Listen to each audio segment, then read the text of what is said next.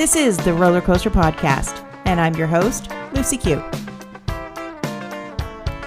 Life is a wild ride. It has twists and turns. It's scary, exciting, and downright fun. So throw your head back, arms in the air, and come along with me for the ride. Life is like a roller coaster, baby, baby. I wanna ride. Imagine being arrested in a foreign country, subject to their judicial system, their rules, and their treatment. I can say without a doubt, I'd be scared shitless. Joining me today is Chancellor Jackson, who in 2019 spent 14 days in a Beijing jail. He shared his compelling story in his book, 14 Days in Beijing. Welcome to the roller coaster, Chancellor. What's going on? Blessings and balance to you, Lucy. Blessings and balance to everyone that's tuning in right now. Appreciate you for having me on. Thank you. It's my pleasure. And as I said before we hit record, this is, I want to say, a terrifying story. As a mother of two young men, I could not imagine, first of all, what you went through and what your family realized that you went through when they knew what had happened. So maybe we could just start with you sharing your story. All right, cool. All right, so it's 2018. I just graduated from Stetson University with a bachelor's degree in communication and media studies. I've been applying for jobs for about 7 to 8 months now. Haven't landed anything yet, but through resiliency, I continue to search. Landed the opportunity to teach English in China. So that's how I ended up in China. China was absolutely amazing. Best experience I've ever had in my life, by far. The people were great. Culture is different, but you can respect it for sure. Teaching was actually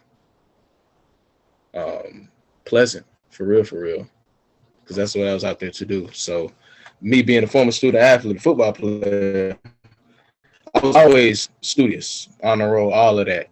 But schools wasn't something that was,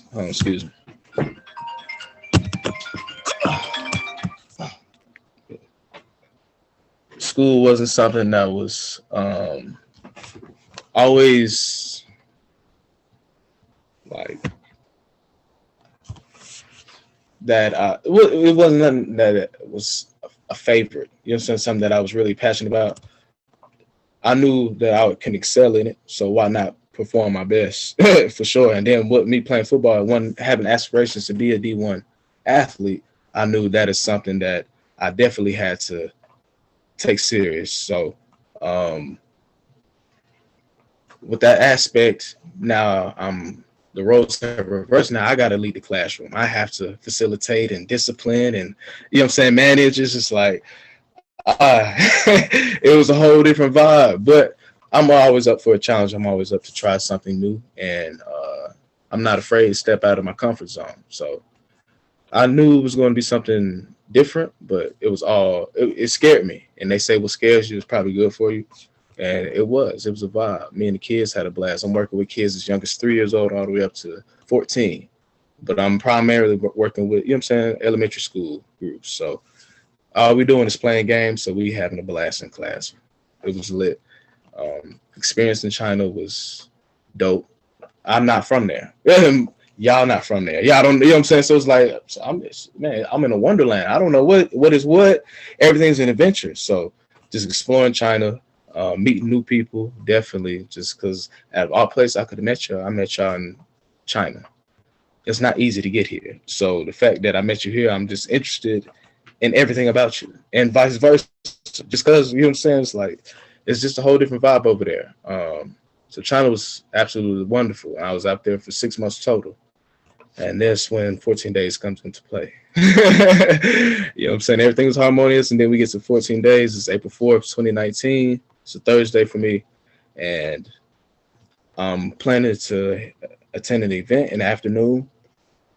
I pregame before I go to the event. For y'all that don't know what pregaming is, it's like before you and your friends go out for a night full of festivities. It's like, hey, let's meet at so-and-so house first. We're going to turn up at the house, and then we're going to go out and have even more fun. So I'm just at the house, drinking some liquor, smoking some cannabis at my little pipe, and get cross-faded. I'm good, ready to slide. I'm ready to go now. I'm getting dressed, make sure everything's straight. Hear a knock at the door. It's 3 officers from the Beijing police.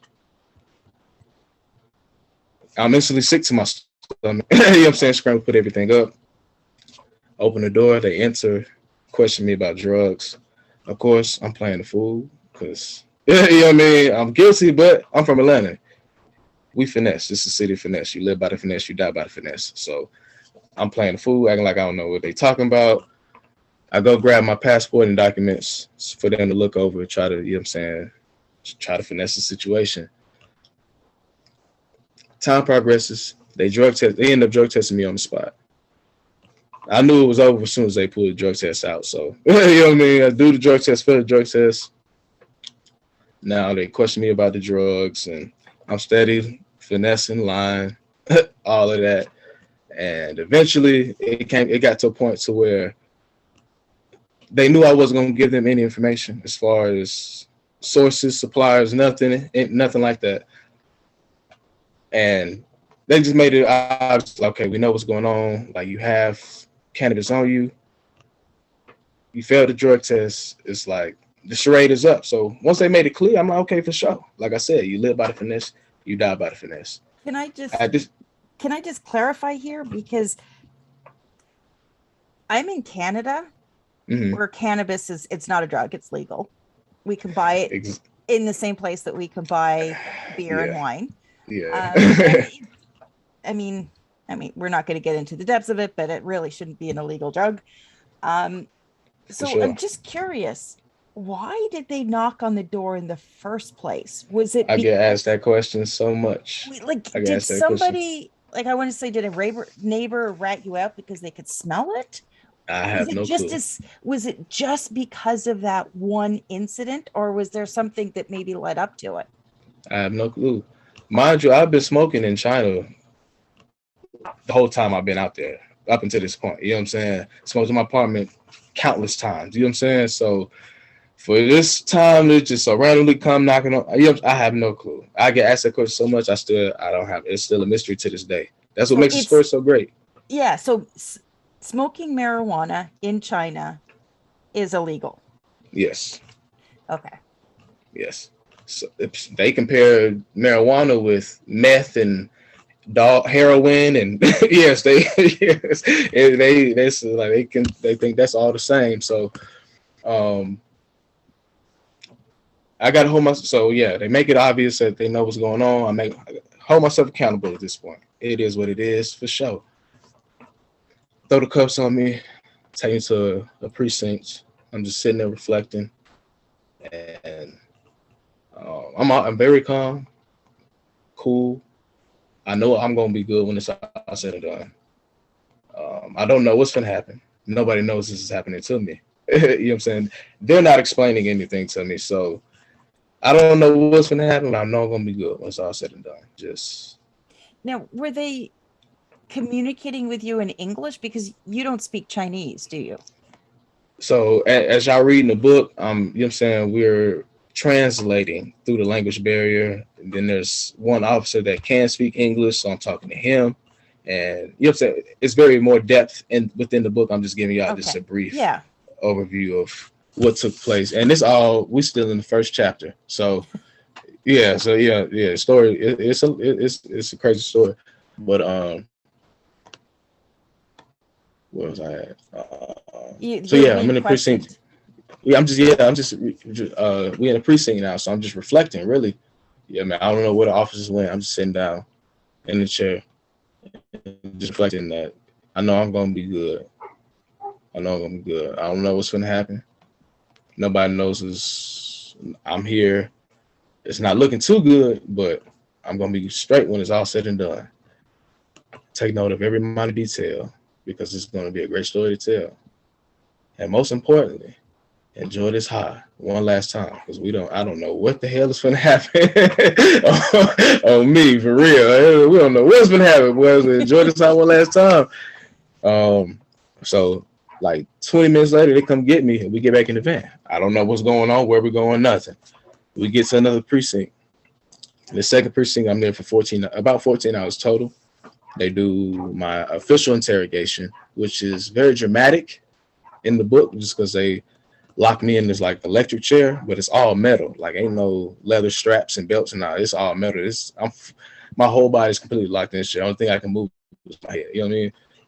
So that's very dramatic within the book. But get past that, they take my mugshot, handprint, all of that, and I'm just sitting for the remainder of time. And then they come get me, tell me to get dressed in my regular clothes. So now I'm thinking, okay, man, they probably should let me go. Everything worked out. You know what I mean? It's cool. We good. We get to a evidence room. Like, you know what I'm saying? I can only assume it's an evidence room because it's evidence bag. It's hella evidence bags all on different shelves everywhere. And in front of me is a table. On the right side of the table is 4 monitor screens, like TV monitors where they watch the footage from the body cameras. To the left is everything that was confiscated from my apartment. So they take the cannabis and they weigh it up right in front of me. And it turns out to be 1.4 grams, all I had. And this is it's very, like, it's an interesting aspect to the book, just because, like, okay, we know how much he has, but it's also a message that I received physically as it happened about how long I was going to be there, since I wasn't receiving no information. It's one of the first signs, because you think 1.4 grams, it's a decimal. You remove that decimal, how many days you got? 14. And it's the title of the book. You know what I'm saying? So it's just one of the many messages that I received from the ancestors as I was going, you know what I'm saying, going through the situation. So signed, documents, thumbprinted, throw me back in the van. Now we just ride. I don't know where we're going. I'm hoping they're taking me home at this point. We just riding. Arrive at this facility with tall walls of barbed wire. And that's when I was like, okay, this is just beginning. This is just beginning for sure. So push into the facility, go to the nurse office. They do the typical physical. Give me my uniform to put on, put all my stuff in storage room where they store the rest of the inmate stuff. And they take me upstairs where the men are housed. And we get to cell 209.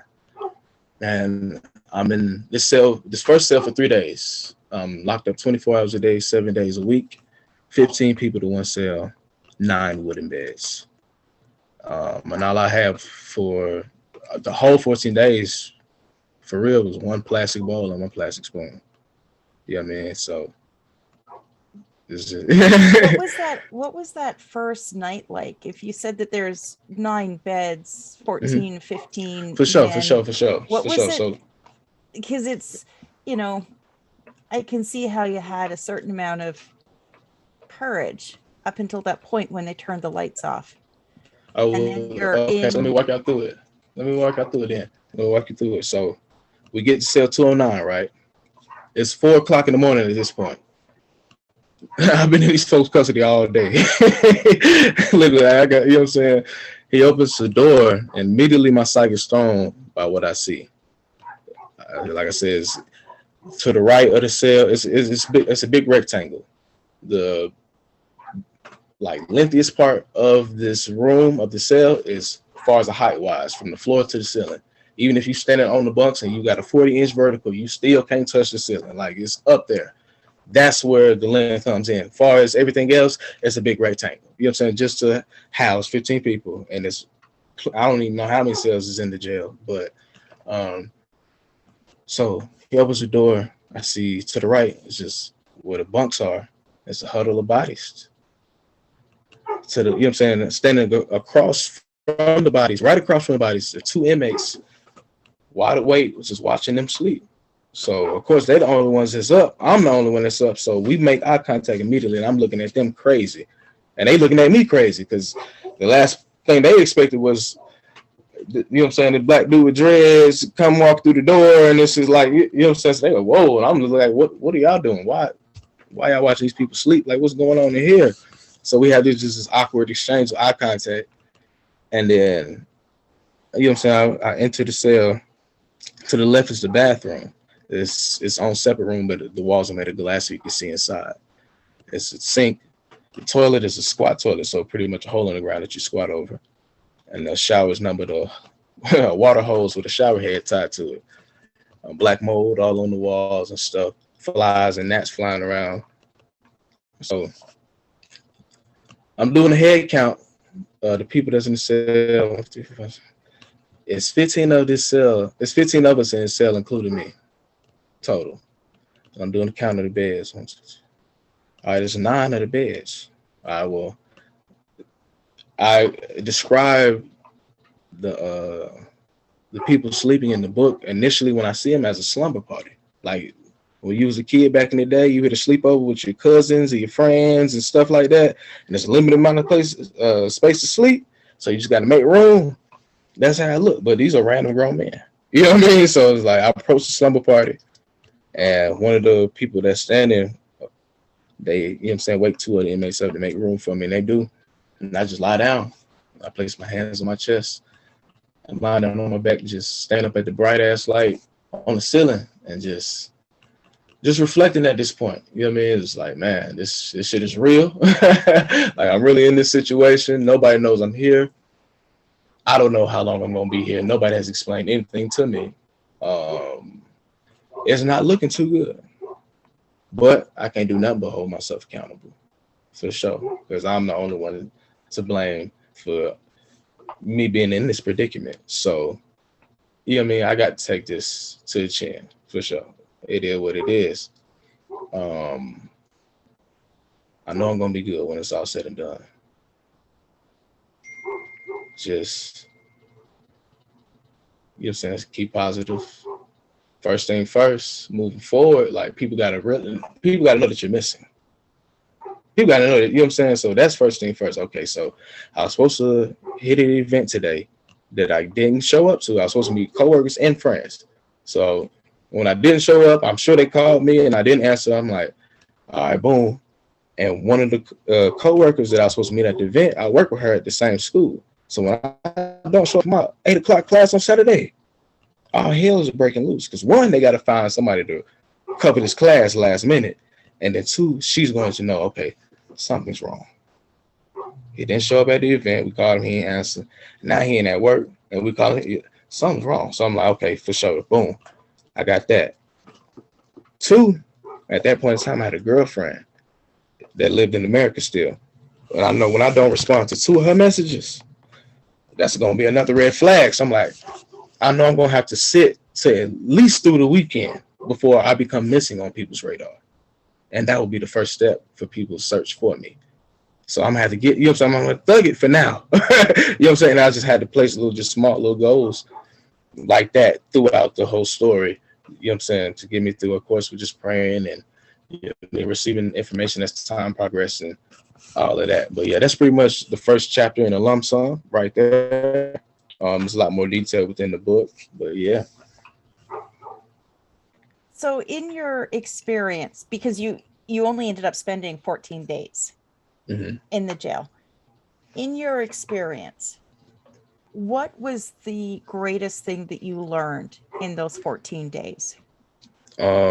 Just myself. Like, I played football vast majority of my life. I embodied a football player, a student athlete to the T, led by example, the ultimate leader. And when that came to an end, Chancellor, who are you? Here I am. I'm 21, 22 years old. I'm an adult. Damn, Chancellor, who are you? What do you want to do? What do you want out of life? You know what I'm saying? What's your purpose? These are questions that I can't answer. So just within the whole experience of me job searching, getting phenomenal opportunities as far as interviews, but not landing nothing, and then finally landing something on the other side of the world, going over there, experiencing all of that, a high of a lifetime, then boom. You know what I'm saying? It's, you know what I'm saying? Shit hit the fan. I'm locked up and I'm back at square one all over again when football ended. But now I have nothing but time to truly think and reflect on it. Versus me still being in everyday life and you got this going on. You can't really, you can think about it, be in the back of your mind, your subconscious, but how much time do you truly have to devote to ponder on it fully? I was given that time to learn myself. Who am I? What do I want? What's going to be my purpose? Still don't know, but I know in my spirit steps I need to take in order to get there. You know what I'm saying? So that's truly what I was able to learn just through being incarcerated over there. You know what I mean? So when you look back, do you look at the experience as something that happened to you or for you? Both. Definitely happened to me, for sure. For sure. It definitely happened to me. But it was, you know what I'm saying, for me and also for others, especially for the specific ones I was with in China. Because I was a part of we had our own little community, the ones that smoked. You know what I'm saying? We had our own little community. Most of them had been out there 2-3 years. So these veterans, you know what I'm saying, they've been doing it. So it's like, for me, I'm fresh out there. For me to get caught and I'm at the house by myself, and this ain't the first time I just smoked that apartment. But, you know what I'm saying? For everything that happened to me, out of everybody else, the way that it did, and it's still mysterious, can't really, you know what I'm saying? I just feel like, for sure, it was supposed to happen to me. Because, my ancestors in the universe knew that I was the most spiritually, mentally, emotionally stable enough to withstand an experience like that. I know the rest of my peers that would have, man, ain't no telling. You know what I'm saying? That would have, you know what I'm saying? For sure. They knew I could withstand that. And they knew I would persevere. You know what I'm saying? For sure. So it's definitely for me and for others.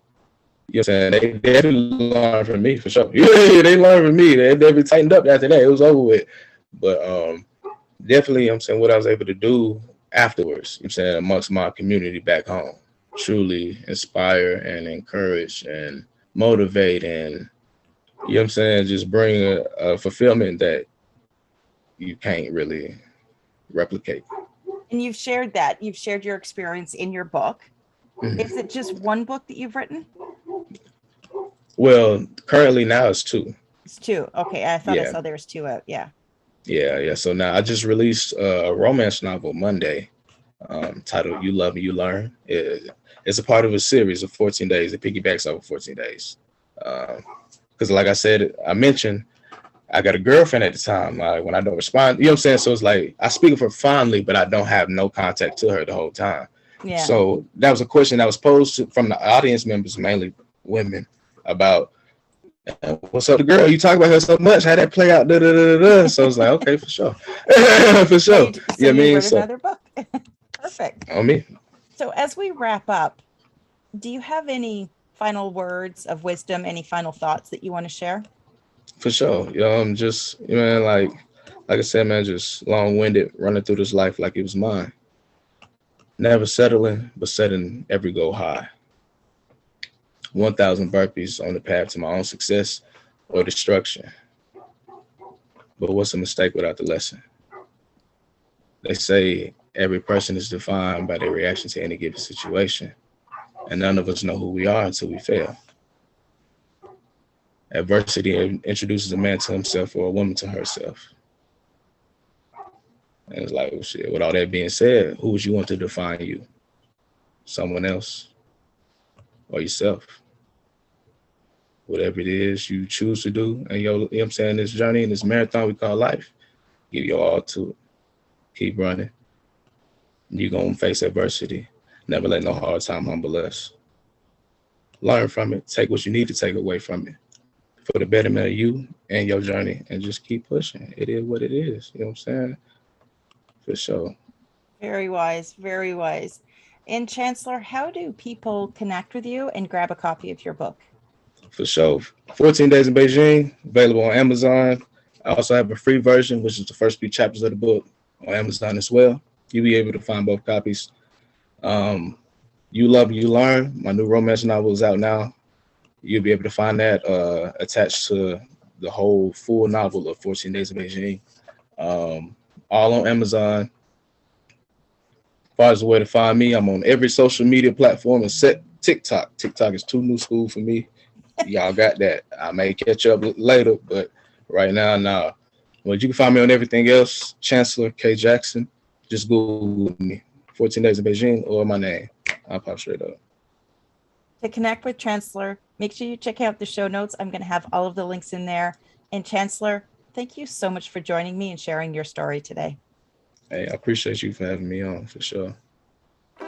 Thanks for listening to this episode of the Roller Coaster Podcast. Want to chat or share your ideas about today's show? Pop me an email at hello@therollercoasterpodcast.com. Don't forget to connect with me on Facebook and Instagram at The Roller Coaster Podcast. Our theme song, Roller Coaster, was performed by The Lucky Setback. Audio editing by the one and only Jeff Quigley of Quigley Creative.